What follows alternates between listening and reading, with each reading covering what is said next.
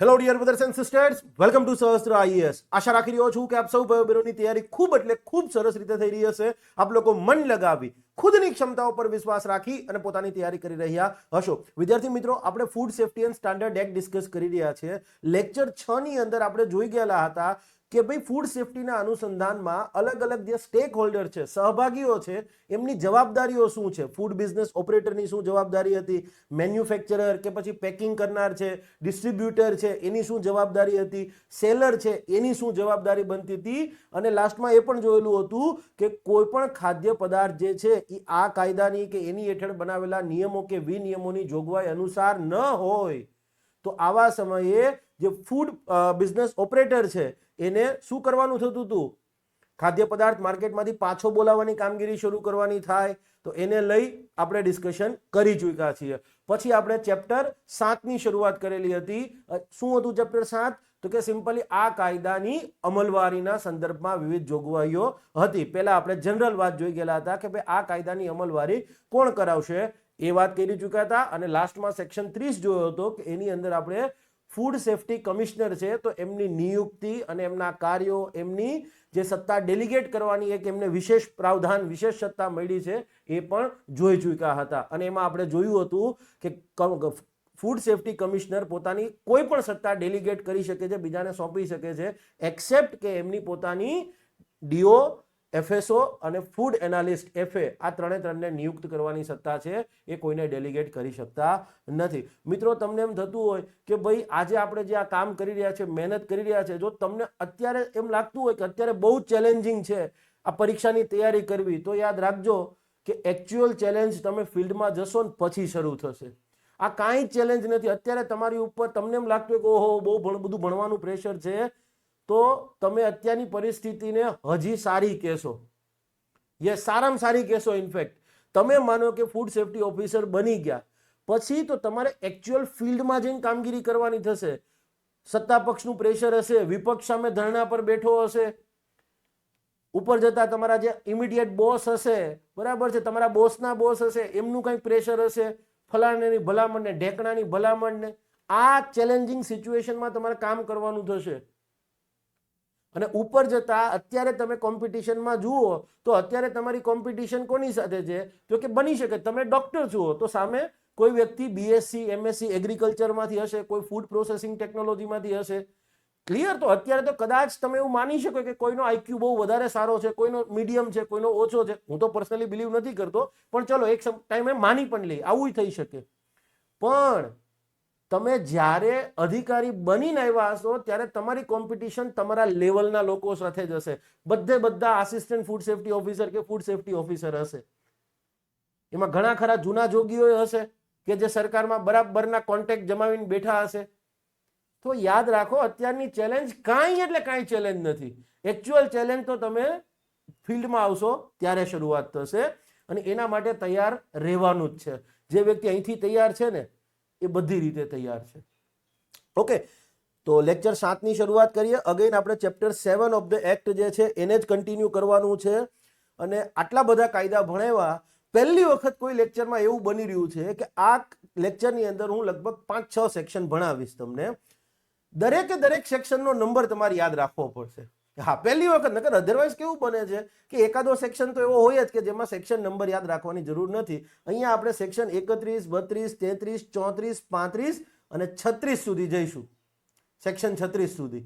તો આ 6 સેક્શન જે છે એમાં તમારે સેક્શન નંબર યાદ રાખવા જરૂરી છે. હું પહેલા જ કહી દઉં છું. અને તમને એમ થતું હોય કે સાહેબ યાદ નહીં રહે, તો ના રહેશે જ નહીં, એવું થશે જ નહીં, યાદ રહી જ જશે જેમ જેમ આગળ જઈશું તેમ તેમ. ઓકે, તો ચલો let's begin the show. Okay okay, ચાલો. પહેલી વાત કરે છે section 31, licensing and registration of food business. કે ભાઈ ફૂડ બિઝનેસ છે. ફૂડ બિઝનેસ એટલે શું? તો આપણે વ્યાખ્યામાં જોઈ ગયેલા છે કે ભાઈ ખાદ્યના ઉત્પાદનથી લઈ એના વેચાણ સુધીની, ઇવન એના આયાત કરવામાં આવતો હોય તો એ બધી કામગીરી છે, અલગ અલગ તબક્કાઓ, એ બધું ફૂડ બિઝનેસમાં આવે ઇન જનરલ, મોટા તौर પર કહીએ તો. ઓકે, ચાલો. તો હવે અહીંયા શું કહે છે કે ફૂડ બિઝનેસ માટે લાયસન્સ અને એની નોંધણીની પ્રક્રિયા.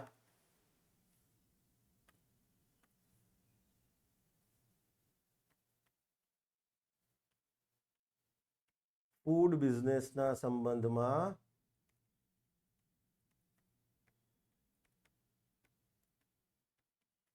લાયસન્સ અને રજિસ્ટ્રેશન નોંધણી પ્રક્રિયા મોર ઓર લેસ આવી કંઈક વાત કરે છે. યસ, અહીંયા સેક્શન 31(1) છે ને એમાં સિમ્પલી નેસેસિટી ઓફ લાયસન્સની વાત કરી છે કે ભાઈ લાયસન્સ અનિવાર્ય છે. કેમાં તો એ જોઈશું. 31(1) વાત કરે છે લાયસન્સની અનિવાર્યતા. શેના માટે? તો કે ભાઈ ફૂડ બિઝનેસ શરૂ કરવા, કમેન્સ, કે એને યસ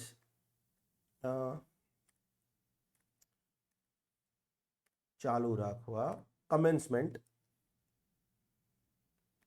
ચલાવવા, ઓપરેટ કરવા, ચાલુ રાખવાની, સોરી શબ્દ સેમ જ રહેશે પણ થોડો આ વધારે સારો છે, ઓપરેટ કરવા માટે. ઓકે, 31(2) જે છે એ વેરી ઇમ્પોર્ટન્ટ. એના માટે હું એક શબ્દ લખું છું, હમણાં તમને ખ્યાલ આવી જશે. એ છે ગ્રાન્ડફાધર ક્લોઝ. એક પ્રકારે કાયદામાં એવું લખ્યું નથી પણ કાયદાની સમજ મુજબ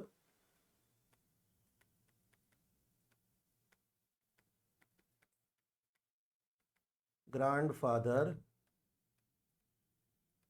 ક્લોઝ, દાદાજીનો ક્લોઝ એવું ના, કંઈક અલગ છે. સિમ્પલી હવે આપણા પપ્પા આપણને કંઈક કહેતા હોય, બરાબર છે, ટપુને જેઠાલાલ કંઈક ખીજાતા હોય તો ટપુલાલ ક્યાં જાય? દાદાજી આવું કહે છે ને, તો દાદાજી કે જેઠાલાલ એની સામે કંઈ બોલી નથી શકવાના. તો સિમ્પલી 31(1) એવું કહે છે કે ભાઈ કોઈ પણ વ્યક્તિને ફૂડ બિઝનેસ શરૂ કરવો હોય, કમેન્સ કરવો હોય કે એને ઓપરેટ કરવો હોય, લાયસન્સ જરૂરી છે. તો 31(2) એવું કહે છે કે ના, કેટલાક વ્યક્તિઓ છે, ક્લિયર છે, એમના માટે આવું ફૂડ લાયસન્સ લેવું જરૂરી રહેશે નહીં. યસ, કેટલાક વ્યક્તિઓ માટે આવું લાયસન્સ લેવું જરૂરી રહેશે નહીં. એને કાંઈ લાયસન્સ લેવાની જરૂરિયાત નથી. એક પ્રકારે એમને એક્ઝમ્પશન આપવામાં આવ્યું છે, મુક્તિ, એક્ઝમ્પશન, મુક્તિ. ઓકે, બાકીની પ્રોસેસ જે છે એ મોર ઓર લેસ સિમ્પલી 31(3) લાયસન્સ માટે અરજી સોરી હા 32 ને 31 આવશો ભાઈ. 31(3) લાયસન્સ માટે અરજીની વાત કરી છે. 31(4) એવું કહે છે કે ભાઈ ચલો આ અરજી સ્વીકારવામાં આવે, એટલે કે લાયસન્સ આપવામાં આવે ફૂડ બિઝનેસનું. હવે લાયસન્સ બોલું તમારે સમજી જવાનું કે ભાઈ ફૂડ બિઝનેસની જ વાત કરે છે. લાયસન્સ આપવામાં આવે, ઇસ્યુ કરવામાં આવે અથવા ન પણ કરવામાં આવે, ન પણ આપવામાં આવે. યસ, હવે માનો કે લાયસન્સ આપવામાં ન આવ્યું હોય તો 31(8) તમને અપીલ કરવાની વાત કરે છે. લાયસન્સ આપવામાં ન આવે તો કમિશનર ઓફ ફૂડ સેફ્ટી સમક્ષ અપીલની કંઈક વાત કરે છે. ક્લિયર? ઓકે, તો આવી કંઈક જોગવાઈઓ જે છે એ સેક્શન 31 અંતર્ગત આપણે થયેલી છે. ઓકે, સ્ટેપ બાય સ્ટેપ જોઈએ. સેક્શન 31(1) સૌથી ઇમ્પોર્ટન્ટ સેક્શન નંબરની વાત કરીએ તો 31(1) ટુ બી સ્પેસિફિક. સિમ્પલી એવું કહે છે કે કોઈ પણ વ્યક્તિને ફૂડ બિઝનેસ શરૂ કરવો હોય, કમેન્સ કે પછી કેરી ઓન, એને ચલાવવો હોય. શરૂ કરવું એટલે એકડે એકથી નવું કરે, ચલાવવું એટલે કે ભાઈ કોઈની ફૂડની ફેક્ટરી હોય એને પરચેસ કરીને હવે પોતે આગળ કન્ટિન્યુ કરતો હોય તો એને કેરી ઓન કહેવાય. યસ, તો કોઈ પણ વ્યક્તિને ફૂડ બિઝનેસ શરૂ કરવો હોય કે પછી એને ફૂડ બિઝનેસ ચલાવવો હોય, કેરી ઓન કરવો હોય, બે કેસમાં એને લાયસન્સ જરૂરી રહેશે. લાયસન્સ વિના એ ફૂડ બિઝનેસ શરૂ કરી અથવા તો ચલાવી શકશે નહીં. લાયસન્સની અનિવાર્યતા, આ સેક્શન નંબર તમારે યાદ રાખવો પડશે. Yes, section 33 sorry slip of tongue 31(1).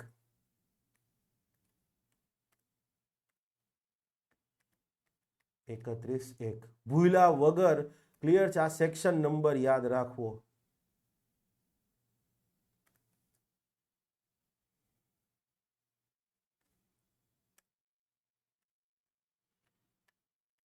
યાદ રાખવો, આ ભૂલતા નહીં. કારણ કે તમે સમજો તમારા આખા ફિલ્ડની સૌથી મેઇન વસ્તુ આ થઈ કે ભાઈ ફૂડ બિઝનેસ માટેનું લાયસન્સ લેવાની વાત છે. ઓકે, 31(2) એની વાત કરે છે કે ભાઈ લાયસન્સ લેવું જરૂરી છે. ટપ્પુ લાયસન્સ લીધા વગર નહીં ચાલે. તો હવે ટપ્પુ ગયો દાદાજી પાસે. Grandfather close. ગ્રાન્ડફાધર ક્લોઝ એવી જોગવાઈ છે હો ભાઈ લો ની અંદર, પણ ઘણા બધા લેટિન વર્ડ બી આવે છે, પણ મેં એને સિમ્પલ શબ્દમાં કીધું છે. ઓકે, હવે તમે એક વસ્તુ વિચાર કરો, ફૂડ બિઝનેસનું લાયસન્સ કોના માટે લેવું જરૂરી નહીં હોય? કયા વ્યક્તિઓને આવું લાયસન્સ નહીં લે તો પણ ચાલશે? જુઓ, ક્લિયર, લાયસન્સ લેવું અનિવાર્ય છે. હવે તમે એક વસ્તુ વિચાર કરો કે જે રેકડી ચલાવતા હોય, રેકડીની અંદર ફૂડ બિઝનેસ આપતા, પાણીપુરી વાળા સિમ્પલ આપણા, ક્લિયર છે. યસ, દુકાન હોય એવા નહીં, પાણી, ક્લિયર છે. ઓકે, પછી એક જગ્યાએથી બીજી જગ્યાએ ખાદ્ય પદાર્થનું વેચાણ કરવા માટે ફરતા રહેતા હોય, ક્લિયર છે. તો એવા વિચરતા ફેરિયાઓ છે, તો આવા બધા માટે લાયસન્સની જોગવાઈ પહેલા તો લાગુ કરી શકાય? ન કરી શકાય. તો એક રહેમ રાહે, માનવતાની રાહે કેટલાક વ્યક્તિઓ છે, કેટલાક સમુદાય છે, એમના માટે આવું લાયસન્સ લેવું જરૂરી રહેશે નહીં, એ વાત કરવામાં આવી છે. તો કોના માટે? તો કે સિમ્પલી પોતાના માટે સ્વયં જ, ક્લિયર છે, કોઈ ખાદ્ય પદાર્થનું ઉત્પાદન કરતો હોય અને વેચાણ કરતો હોય, ક્લિયર છે, એવો નાનો ઉત્પાદક, એ પોતાના માટે જ સ્વયં શું કરે છે? કોઈ પણ ખાદ્ય પદાર્થ છે એનું ઉત્પાદન કરે છે અને આગળ જતા પોતે જ વેચાણ કરે છે. તો એવો નાના ઉત્પાદક માટે લાયસન્સ લેવું જરૂરી નથી. ક્લિયર. પછી બીજા જે નાના રિટેલરો છે, હોકર્સ છે, વિચરતા ફેરિયાઓ છે. હોકર્સ એટલે જે આ રેકડી લઈને જતા હોય એ બધા, લારી ગલ્લાવાળા. રેકડી પ્રોપર ગુજરાતી શબ્દ છે બાય ધ વે, એને ઉર્દુમાં રેડી શબ્દ કહે છે. રેકડી, લારી વાળા. યસ, અને વિચરતા ફેરિયાઓ એક જગ્યાએથી બીજી જગ્યાએ જતા હોય, ક્લિયર છે. તો એવા લોકો માટે પણ આવું લાયસન્સ લેવું જરૂરી રહેશે નહીં. હંગામી સ્ટોલ ધારકો, હવે આપણે કોઈ પણ જગ્યાએ કોઈ પ્રોગ્રામ થતો હોય અથવા ઉત્સવ થતો હોય 4-5 દિવસનો, અને એમાં ટેમ્પરરી એને ફૂડનો સ્ટોલ નાખ્યો હોય, ક્લિયર છે. તો યસ, આવા કોઈ હંગામી ટેમ્પરરી સ્ટોલ ધારકો છે એને પણ આવું લાયસન્સ લેવું જરૂરી રહેશે નહીં. પછી ખાદ્ય બિઝનેસ સંબંધિત બીજા નાના ઉદ્યોગો છે, કુટીર ઉદ્યોગો છે, કોટેજ, કુટીર ઉદ્યોગો છે અને બીજા ઉદ્યોગો, ટૂંકમાં નાના ઉદ્યોગો છે, એમને પણ જરૂરી નથી. અને કોઈ નાનો ફૂડ બિઝનેસ ઓપરેટર છે તો યસ, હવે નાનો ફૂડ બિઝનેસ ઓપરેટર કોને કહીશું એ ક્યાંય કાયદામાં વ્યાખ્યાયિત નથી, ક્લિયર. પણ જનરલી એવું સમજીએ કે આપણે ગૃહ ઉદ્યોગ ને બધા ચલાવતા હોય એમના માટેની વાત કરી હશે, આવું સમજી શકાય. ઓકે, તો કોને લાગુ પડશે નહીં એ વાત સમજી ગયા. પણ હવે એક વસ્તુ વિચાર કરો કે ચલો આપણે નાના લારી ગલ્લા વાળા છે, ક્લિયર છે, હંગામી સ્ટોલ ધારક છે, એને કીધું તમારે ભલે કાંઈ વાંધો નહીં, ખાદ્ય પદાર્થનું વેચાણ કરો, તમારે લાયસન્સ લેવું જરૂરી નથી. પણ હવે એ લોકો જે ખાદ્ય પદાર્થ વેચતા હોય એ માનવ આરોગ્ય માટે નુકસાનકારક હોય તો ચાલે? ન ચાલે. ઉપભોક્તાના હિતોનું રક્ષણ ન થતું હોય તો ચાલે? ન ચાલે. તો આ જે લોકોને મુક્તિ આપવામાં આવી છે એ લોકો માટે કેટલીક શરત છે. પહેલામાં પહેલી વસ્તુ કે ભાઈ વિનિયમોથી કીધી હોય, યસ, એવી ઓથોરિટી સમક્ષ એનું રજિસ્ટ્રેશન હોવું ફરજિયાત છે, નોંધણી, કે ભાઈ હા લાયસન્સ નથી પણ જે તે ઓથોરિટી, જનરલી કોર્પોરેશન ને પંચાયતો જ આવે, ક્લિયર. વિનિયમોથી કીધી હોય એવી ઓથોરિટી પાસે એને રજિસ્ટ્રેશન કરાવવું જરૂરી છે.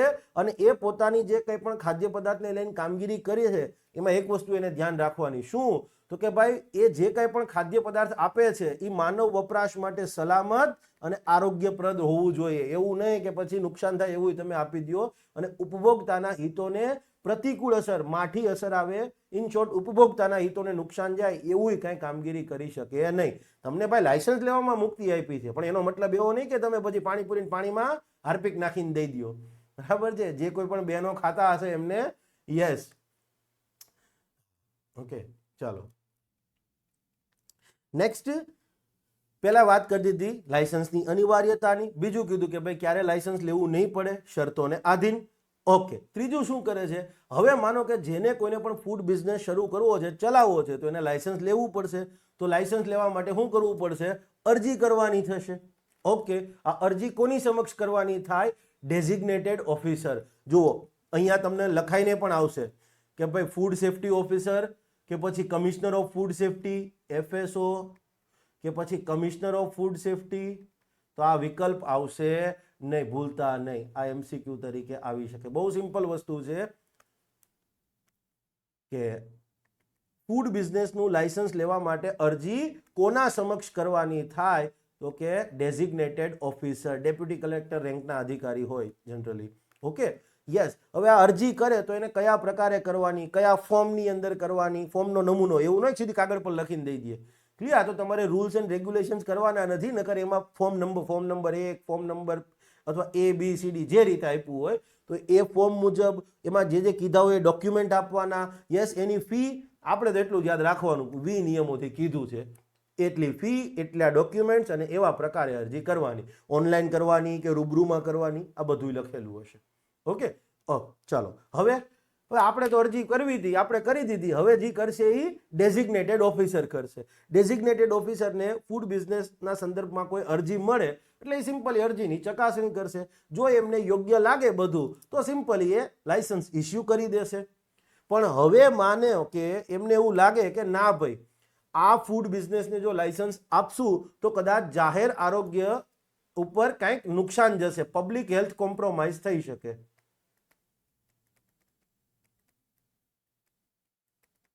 અરજી આવી પણ એમને લાગ્યું કે ભાઈ આ ફૂડ બિઝનેસ ચલાવવા માટે તો શરૂ કરવા માટે જો હું લાયસન્સ આપી દઈશ તો જાહેર આરોગ્યના ઉપર કંઈક એવું નુકસાન આવી શકે, માઠી અસર આવી શકે છે. તો એ સિમ્પલી લેખિતમાં કારણોની નોંધ કરી અને લાયસન્સ ઇસ્યુ કરવા માટેની ના પાડી દેશે. પણ યસ, જ્યારે લાયસન્સ ઇસ્યુ કરવાની ના પાડે તો આમ કરતા પહેલા, ના પાડતા પહેલા એને જે તે અરજદાર છે જેને અરજી કરી છે લાયસન્સ લેવા માટેની, એ વ્યક્તિને પોતાનો પક્ષ રજૂ કરવાની તક આપવી પડે.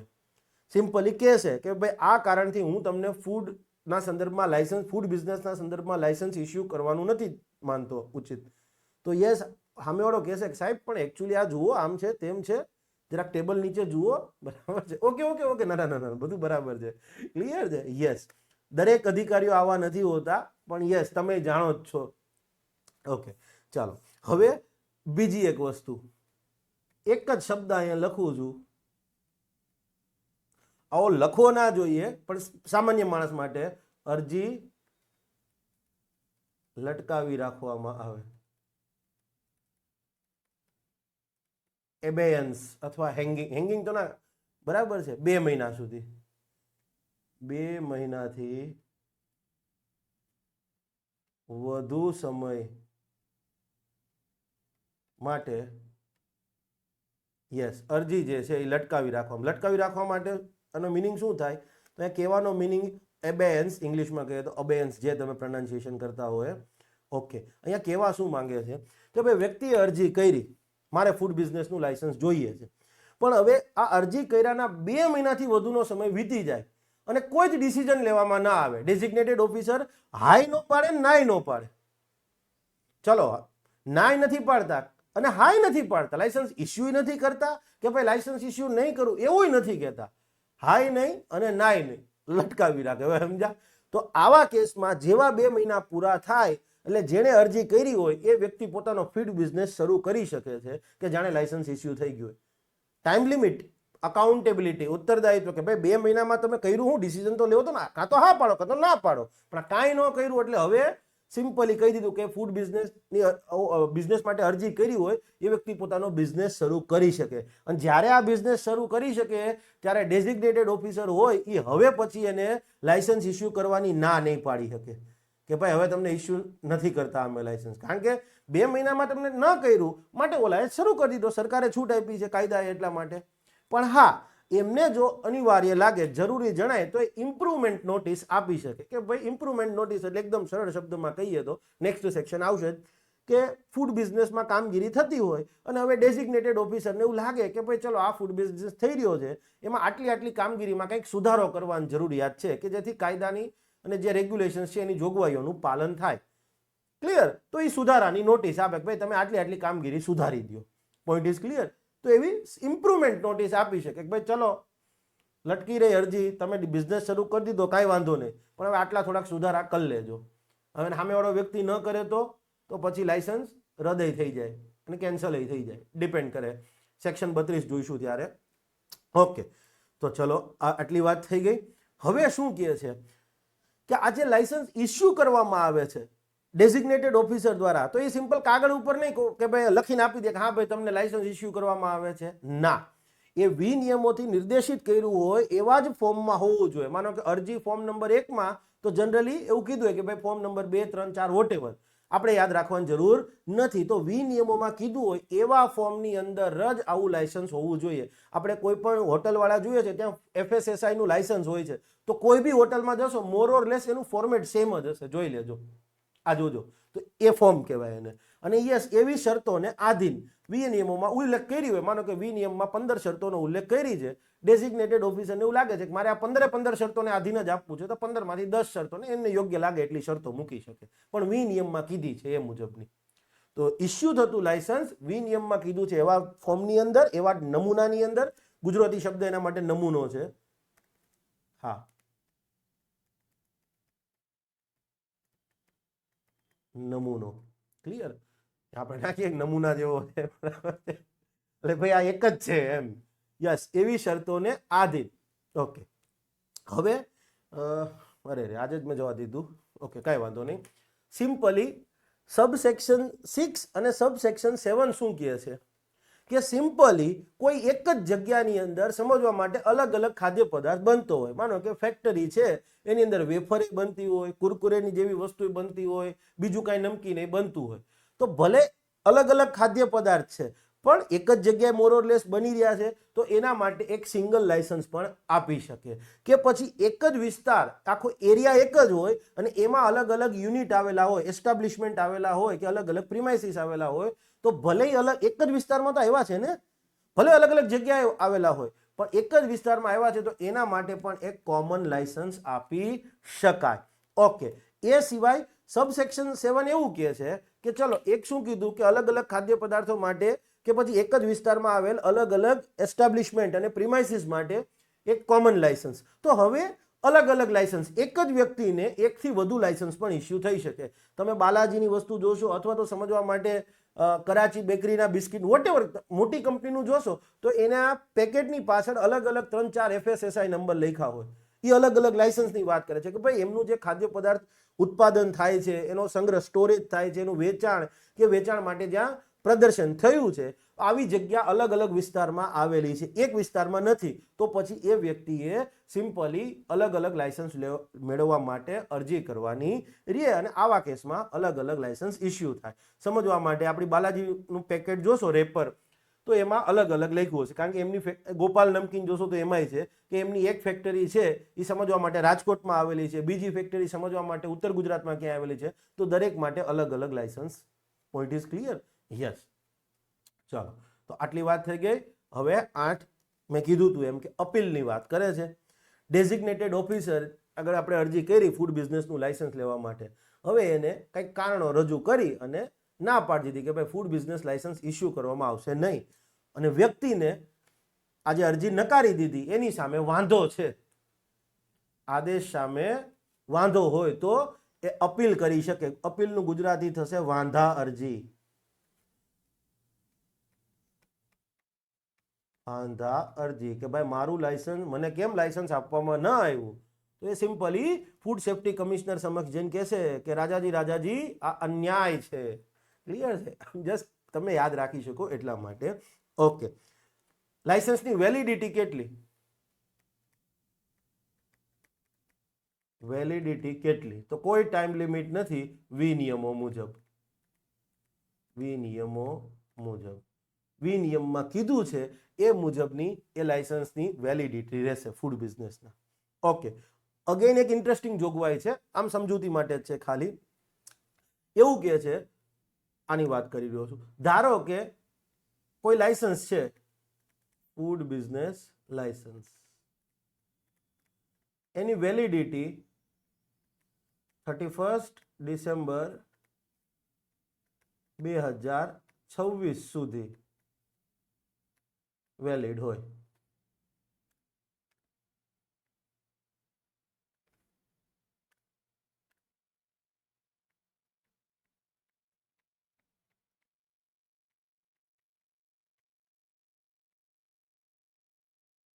પરફેક્શનિઝમ ખોટી વસ્તુ છે, ન હોવું જોઈએ, પણ મારામાં આવી ગયું છે, થેન્ક્સ ટુ માય સાહેબ, મારા સાહેબોના કારણે.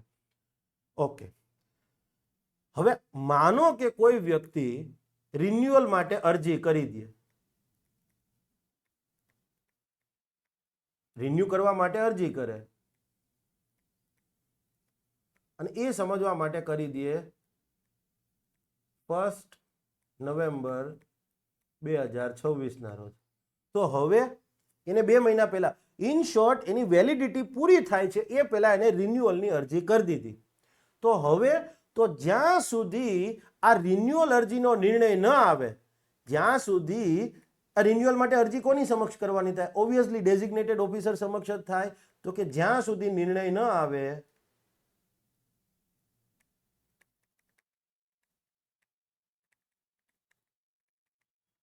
ત્યાં સુધી ક્લિયર છે, લાયસન્સ વેલિડ. કામ કરો, 2 મહિનામાં તો આમે એને મળી જ જવાનું છે. એને રિન્યુઅલ માટે અરજી કરી 1 ડિસેમ્બર, 1 ડિસેમ્બર, 31 ડિસેમ્બરે પૂરું થતું હતું લાયસન્સ, એને 1 ડિસેમ્બરે રિન્યુઅલ માટે અરજી કરી. 2 મહિનાની પછી તો આમે પેલું થઈ જાત ને જોગવાઈ મુજબ, યસ રિન્યુઅલ આપમેળે થઈ જાત. પણ માટે અહીંયા કોઈ વાંધો નહીં, કાયદા ભણવામાં આવું ધ્યાન રાખવું પડે કે એક એક્ઝામ્પલમાં બીજી જોગવાઈનું હનન ના થાય, નકર આગળ પેલી 2 મહિના અરજી લટકાવી રાખવામાં એનો ક્રાઇટેરિયા આવી જાત. તો નોર્મલી શું થાય કે ભાઈ એને 31 ડિસેમ્બરે લાયસન્સ પૂરું થઈ જતું હતું, પણ એને રિન્યુઅલ માટે અરજી કરી 1 ડિસેમ્બર 2026 ના રોજ. તો હવે જ્યાં સુધી આ અરજીના સંદર્ભમાં ડિસિઝન નથી આવતો, યસ ઓર નો રિન્યુઅલ કરવાનું કે નહીં એ ડિસિઝન નથી આવતો, ત્યાં સુધી ક્લિયર છે એનું પછી લાયસન્સ છે એ વેલિડ રહેશે. માનો કે સમજવા માટે એનો ડિસિઝન આવે રિન્યુઅલનો 5 જાન્યુઆરી 2027 ના રોજ, તો હવે 31 તારીખે તેનું લાયસન્સ પતી ગયું હતું. તો નેક્સ્ટ 5 દી એવું નહીં કે પોતાની ફેક્ટરી બંધ રાખશે, સિમ્પલી 5 તારીખે ડિસિઝન આવ્યો કે ભાઈ હા તમારું ફૂડ બિઝનેસ લાયસન્સ રિન્યુ કરવામાં આવે છે, તો આગળ કન્ટિન્યુ કરશે. માનો કે ન કરવામાં આવે તો એને બંધ કરવું પડે. ક્લિયર, જનરલ વસ્તુ છે આ તો. ઓકે, 31/10 શું કહે છે? વાહ, 31/10 સરદાર પટેલ જન્મ જયંતિ. 31/10 સિમ્પલ એવું કહે છે કે કોઈ પણ ફૂડ બિઝનેસ લાયસન્સ ધરાવતો વ્યક્તિ છે અને એનું માનો કે કોઈ સમયે અકાળે અવસાન થઈ જાય છે, ડેથ થઈ જાય છે ઓલ ઓફ સડન, તો હવે ક્લિયર છે એનો જે પર્સનલ રિપ્રેઝેન્ટેટિવ વ્યક્તિગત પ્રતિનિધિ હશે કે એના પરિવારનો કોઈ સભ્ય હશે એને જ આવું લાયસન્સ જશે. તો હવે પહેલા તો હવે વ્યક્તિ ઓફ થઈ ગયો છે, એક્સપાયર થઈ ગયો છે, તો પહેલા એનું બધી કાર્યવાહીના મતલબ વિધિ કરવાની થાય ઇન્ડિયન ટ્રેડિશન મુજબ. તો સિમ્પલી અહીંયા કહી દીધું છે કે અવસાન થાય તો હવે જે કોઈ પણ વ્યક્તિ આવું લાયસન્સ આગળ જતા વારસા રૂપે મેળવવાનો હોય એના લાભ માટે એક જોગવાઈ કરી દીધી કે અવસાન થયા બાદ એનું લાયસન્સ 3 મહિના સુધી અથવા તો ડેઝિગ્નેટેડ ઓફિસર પરવાનગી આપે, ક્લિયર છે, એટલા ટાઈમ સુધી 3 થી વધારે, માનો કે ડેઝિગ્નેટેડ ઓફિસર એમ કે ના 4 મહિના 6 મહિના, એ જેટલો ટાઈમ કે એટલા માટે વેલિડ રહેશે. અને એ મીન ટાઈમ એ સમય દરમિયાન પેલા વ્યક્તિએ કહેવાનું ભાઈ આ વ્યક્તિ આમ હતા, મારા આ થાય અને હવે એમનું લાયસન્સ હું લેવા માંગુ છું, ધેટ્સ ઓલ, સિમ્પલ. ક્લિયર. તો આ પણ પ્રશ્ન પૂછાઈ શકે કે ફૂડ બિઝનેસના લાયસન્સ ધારકનું અવસાન થયાના કિસ્સામાં ક્લિયર છે આવું લાયસન્સ કેટલા સમય માટે વેલિડ રહે? તો કે નોર્મલી 3 મહિના, પણ માનો કે ડેઝિગ્નેટેડ ઓફિસર એમ કહે કે ના ભાઈ 3 નહીં 6 મહિના મારે વેલિડ આપવું છે, તો 6 મહિના માટે વેલિડ ફેક્ટરી ચાલુ રહેશે. સો સિમ્પલ. ઓકે, ચાલો અહીંયા તમારી આ લાયસન્સની વાત પૂરી થઈ ચૂકી છે. આશા છે કે તમને લોકોને પ્રોપર સમજાઈ ગઈ હશે. નેક્સ્ટ વિદ્યાર્થી મિત્રો, તમે કદાચ જાણતા જ હશો કે આપણે સહસ્ત્ર આઈએએસ ની અંદર યસ ફૂડ સેફ્ટી ઓફિસર માટેનો કોર્સ જે છે એ ઓલરેડી લોન્ચ કરી દીધો છે. તમારામાંથી લગભગ 150 જેટલા છોકરાઓ ઓલરેડી કોર્સનો ભાગ બની ચૂક્યા છે. યસ, આ આસિસ્ટન્ટ ફૂડ સેફ્ટી ઓફિસર માટેનો કોર્સ છે, પણ મેં કીધું એમ કે અહીંયા ઇન ડિટેલ ડિસ્કશન થાય છે. ડેમોના ફોર્મમાં તમે જોઈ ચૂક્યા છો. આપણી સહસ્ત્ર આઈએએસ ની એપ્લિકેશનમાં બીજા 4 ડેમો પણ છે. 1.5 કલાકના ડેમો આપ્યા છે, એટલે એવું નથી કે ટૂંકા ડેમો હોય. યસ, અને તમને એમ થતું હોય કે આ સાહેબ કાયદો ભણાવે છે, ચલો સમજાય તો છે, પણ પરીક્ષાનો રેકોર્ડ જોવો હોય તો 2021માં આઈએમવી અને એઆઈએમવી આરટીઓ ઇન્સ્પેક્ટરની પરીક્ષા આવી હતી, પહેલી વખત કાયદો આવ્યો હતો. યસ, ક્લાસ 2 પરીક્ષા હતી તો એમાં 75 માંથી 58 માર્કનું બેઠું આવેલું છે. પ્રૂફ ટેલિગ્રામમાં છે, લિંક ડિસ્ક્રિપ્શનમાં મળી જશે તમને લોકોને. એઆઈએમવી માં 75 માંથી 61 હતું, 62 નહીં હો ભાઈ. હા, યસ 2023 ની અંદર ડેપ્યુટી ડાયરેક્ટર ક્લાસ 1 પરીક્ષા હતી, 93 માંથી 89 માર્ક્સના સવાલો આવેલા છે. યસ ISHO ક્લાસ 2 પરીક્ષા હતી, અહીંયા 100 માંથી યસ 95 આઉટ ઓફ 100. આ પીડીએફ ઓકે ભાઈ, ફોટો હું નથી બનાવતો બરાબર, પીડીએફ હું બનાવું છું, આ ભૂલ કરેલી છે એમને. અને 2023માં જ TDOની પરીક્ષા હતી, એમાં 53 માર્ક્સના કાયદા આવ્યા હતા, એક 52 ક્વેશ્ચન આપણામાંથી હતા, એનાય પ્રૂફ આપી દીધા છે, લિંક તમને બધાની મળી જશે. તો આ કાયદો અને હા, હજી 2024ની પરીક્ષા 2024માં અને 25માં લેવાયેલી, સોરી 24માં જ, હા સ્લીપ ઓફ ટંગ 2025માં. તમારી જાણ ખાતર 2025ની અંદર 2 પરીક્ષા લેવાઈ હતી, RTOની AIMB અને બીજી હતી GPCB pollution control board. Yes assistant environment engineer. અહીંયા લગભગ 44 ક્વેશ્ચન પૂછાયેલા હતા, 44. ક્લિયર છે? હવે તો મને પોતાને પણ એમ થઈ ગયું છે કે ભાઈ હવે આ બધા પ્રૂફ બૂફ બરાબર છે, હા પણ આપવા જોઈએ. ક્લિયર છે? યસ RTO AIMB આ મેં હજી ચેક જ નથી કર્યું, પણ 150 ની ભરતી હતી, અંદાજે લગભગ 50% ઉપર મારા છોકરાઓ અંદર પાસ થશે. કારણ કે પેપરમાં ભણાવીએ છીએ ભાઈ, જુઓ તમે ક્લોઝ બાય ક્લોઝ જઈએ છીએ, આમાં કઈ વસ્તુ આપણે મૂકી અને કઈ અઘરું તો છે નહીં, તમને MCQ બધું કરીને આપી દીધું છે. યસ તો આ કોર્સ છે ભાઈ, બરાબર છે, આ મારા સક્સેસ પ્રૂફ છે.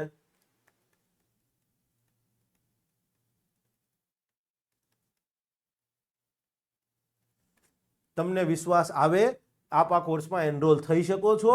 અને યસ તમને ખબર જ છે કે મારા કોર્સમાં બધા કોર્સની અંદર ક્લિયર છે, આપણી રિફંડ પોલિસી છે કે તમે કોર્સ પરચેસ કર્યો 7 દિવસની તમને લિમિટ, 7 દિવસમાં તમને એમ લાગે કે ભાઈ આ સાહેબ ભણાવે છે મને નથી અનુકૂળ આવતું, તો તમે રિફંડ માંગી શકો છો 168 કલાક.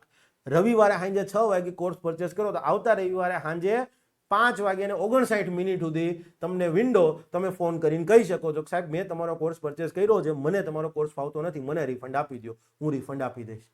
કોર્સની પ્રાઇસની વાત કરીએ તો કોર્સની એકચ્યુઅલ પ્રાઇસ જે છે, મૂળ કિંમત 8,000 રૂપિયા છે. યસ આજે અને આવતીકાલે એટલે કે તારીખ 16 અને 17 માર્ચ જે છે, યસ